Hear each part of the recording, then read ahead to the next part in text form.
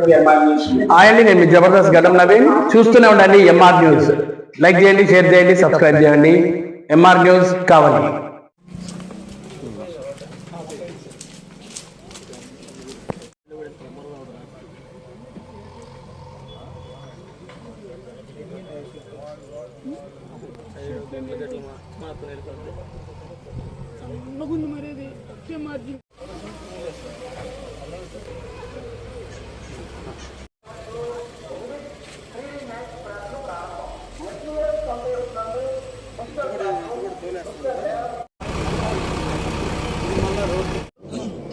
ఈ రోజున కావలలోని వైకుంఠపురం ప్రాంతంలో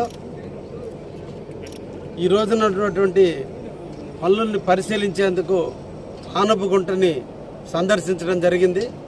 దాదాపు 40 సంవత్సరాల నుంచి కూడా ఈ ప్రాంతంలో ఉన్నటువంటి ఆనపగుంట దుర్గంధభరితమైనటువంటి పరిస్థితులు రావటం, ఇక్కడ అంతా కూడా వాటర్ స్టాగ్నేట్ అయినందువల్ల స్మెల్ రావటం, అందరి ఇళ్లలో బావుల్లోకి నీళ్లు ఈ ఇనికేటప్పుడు సీపేజ్ వాటర్ అంతా కూడా నల్లగా రావటం, వాళ్ళకి డిసీజులు రావటం, ఇవన్నీ కూడా గత ఎలక్షన్లప్పుడు ప్రజలు నా ముందుకు తీసుకురావడం జరిగింది. అందులో భాగంగా ఆనపగుంటని క్లీన్ చేయాలి, ఈ ప్రాంతాన్ని పరిశుభ్రంగా ఉంచాలి, వీలైతే దీన్ని ఒక పర్యాటక ప్రాంతంగా కావలి వాసులందరూ సందర్శించే విధంగా వాకింగ్ ట్రాక్ కూడా ఏర్పాటు చేయాలని ఒక ఆలోచనతో ముందు డ్రైనేజీ వ్యవస్థను మెరుగుపరచాలి. వీటన్నిటి కోసంగా ఈరోజు సిల్ట్ తీసే కార్యక్రమాన్ని స్వీకారం చుట్టడం జరిగింది. అయితే ఇక్కడ ఉన్నటువంటి మురికి నీళ్లు కావలలో ఉన్నటువంటి రైల్వే ట్రాక్ పరమట వైపు ఉన్నటువంటి ప్రాంతం నుంచి అంతా కూడా ఇందిరానగర్ దగ్గర నుంచి వెంగళరావు నగర్, జనతాపేట మొత్తం కూడా నీళ్లు, వైకుంఠపురం నీళ్లు కూడా ఇక్కడికే రావడం జరుగుతుంది. రైల్వే వాళ్ళు నిర్మించిన డ్రైనేజ్ కావచ్చు, మున్సిపాలిటీ వారు నిర్మించిన డ్రైనేజ్ కావచ్చు, స్ట్రోమ్ వాటర్ డ్రైనేజీలు కావచ్చు, అన్నీ కూడా ఆనపగుంటకు అనుసంధానం చేస్తూ కట్టినటువంటి డ్రైనేజీలు. వీటిల్లో వచ్చేటువంటి వాటర్ మొత్తం కూడా ఈ గుంటను నింపడం, ఈ గుంటను నింపిన తర్వాత ఓవర్ఫ్లో వాటర్ అంతా కూడా ఈ మన సినిమా హాల్ లతా థియేటర్ ముందు ఉన్నటువంటి డ్రైనేజీలో గుండా కావలలో ఉన్న పాపిరెడ్డి చెరువు వరకు కూడా ఈ నీళ్లు వెళ్ళటం కూడా జరుగుతుంది. ఇది వాస్తవంగా కూడా ఇరిగేషన్ డిపార్ట్మెంట్కి, అదేవిధంగా స్ట్రోమ్ వాటర్కి సంబంధించిన డ్రైనేజీ. అయితే దాన్ని ఈరోజు కావలలో అన్ని మున్సిపాలిటీ పై లైన్లన్నీ కూడా ఈరోజు దాంట్లోనే కలిపినందువల్ల మురికి నీరు మయమైపోయి ఆ ప్రాంతంలో ఉన్న ప్రజలు అందరూ నివసించేదానికి ఇబ్బందికరమైన పరిస్థితులు ఉన్నాయి. కాబట్టి అతి త్వరగా కూడా వాటన్నిటిని క్లీన్ చేసే భాగంగా మొన్నటి రోజున 70 లక్షల రూపాయలతో కావలలో అన్ని ప్రాంతాల్లో ఉన్నటువంటి డ్రైనేజీలు కూడా మేము క్లీన్ చేయించడం కూడా జరిగింది. అప్పుడు ఆనపగుంట ఆగిపోయింది కాబట్టి ఇప్పుడు ఆనపగుంటకి 20 లక్షలు నిధులు మంజూరు చేశాం.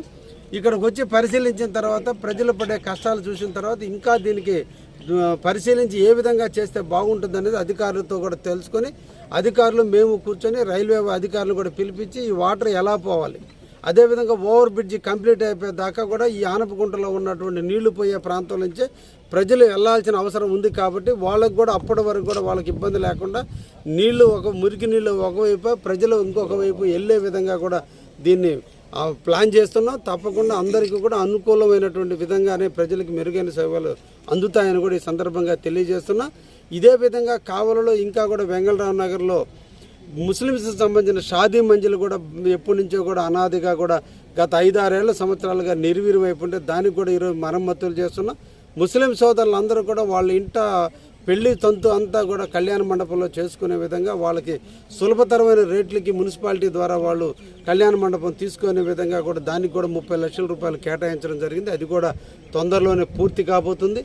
ముఖ్యంగా ఈ రోజున ఇంటింటా ఎమ్మెల్యే కార్యక్రమంలో భాగంగా నేను ఇప్పటికి 4 వార్డులను సంచరించడం జరిగింది. 35వ వార్డును సంచరించినప్పుడు 35వ వార్డులో చిన్న మౌలిక సదుపాయాల కోసం 7.5 లక్షల రూపాయలు ఈరోజు దానికి కేటాయించడం జరిగింది. టెండర్లు దశలో ఉన్నాయి. టెండర్లు పూర్తయిన వెంటనే ఆ ప్రాంతంలో ఏవైతే మేము గుర్తించడం జరిగిందో ప్రభుత్వ అధికారులు, మున్సిపల్ అధికారులు అవన్నీ కూడా ప్రజలు ఏవైతే అడిగారో వాటన్నిటిని కూడా పరిష్కారం చేయటం కూడా జరుగుతుంది. అదేవిధంగా 25వ వార్డును సంచరించినప్పుడు అక్కడ main water, storm water drainage లేక ఇళ్లలో నీళ్లు ఉంటున్నాయని సూచించడం జరిగింది. దానికి కూడా 23 లక్షల రూపాయలు నిధులని ఈరోజు వారికి కూడా హెచ్చించడం జరిగింది. అదేవిధంగా 8వ వార్డులో కూడా ఇంటంటే ఎమ్మెల్యే కార్యక్రమంలో భాగంగా నేను పర్యటించినప్పుడు చింతంవారి వీధిలో రోడ్డు లేక చాలామంది ఇబ్బందులు పడుతూ ఉన్నారు. ఆ రోడ్డు అంతా బద్దలుగా పగిలిపోయి ఉంది. దాన్ని కూడా గుర్తించాం. అందుకని ఆ వార్డుకి 32 లక్షల రూపాయల నిధులు మంజూరు చేయించాం. ఈ అంతా కలిపి 64 లక్షల రూపాయలతో ఈరోజు టెండర్ పూర్తయి టెండర్ దశలో ఉంది. ఏ ప్రాంత వాసులైతే ఉన్నారో ఆ ప్రాంత వాసుల చేతనే ఆ వర్కులు చేపించి తొందరలోనే నేను చెప్పిన మాట మీద 2 నెలల్లో పూర్తి చేస్తానని చెప్పిన వర్కులన్నీ కూడా పూర్తి చేసే దిశగా ముందుకు పోతున్నాం. 39 వార్డులు ఇప్పటి వరకు కూడా పర్యటించాం. ఇంకా అధికారులు ఎస్టిమేషన్ వేయడం జరుగుతుంది. మళ్ళా ఇంటింటా ఎమ్మెల్యే కార్యక్రమంగా ఇంకో 4-5 వార్డులు పూర్తయిన తర్వాత ఆ ప్రాంతాల్లో కూడా నిధులు కేటాయించడం కూడా జరుగుతుందని కూడా ఈ సందర్భంగా తెలియజేస్తూ అభివృద్ధి ప్రదాత అయినటువంటి శ్రీ నారా చంద్రబాబు నాయకత్వంలో ఈ రాష్ట్రం ఎప్పుడు కూడా అభివృద్ధి పథంలో పోతుంది. రేపటి రోజున ముఖ్యమంత్రి నెల్లూరు జిల్లా ఆత్మకూరు ప్రాంతాన్ని పర్యటిస్తున్నాడు. అదేవిధంగా ఎల్లుండిన అమరావతికి 1,00,000 కోట్లతో కట్టే అమరావతి నిర్మాణం కోసం ప్రధానమంత్రి మన రాష్ట్రానికి రాబోతున్నాడు. మోడీ నాయకత్వంలో, చంద్రబాబు నాయుడు గారి నాయకత్వంలో, పవన్ కళ్యాణ్ గారి నాయకత్వంలో, త్రిమూర్తులు లాంటి వారి ముగ్గురు నాయకత్వంలో కావలి కూడా అభివృద్ధి చెంది తీరుతుందనే విషయాన్ని కూడా తెలియజేస్తుంది.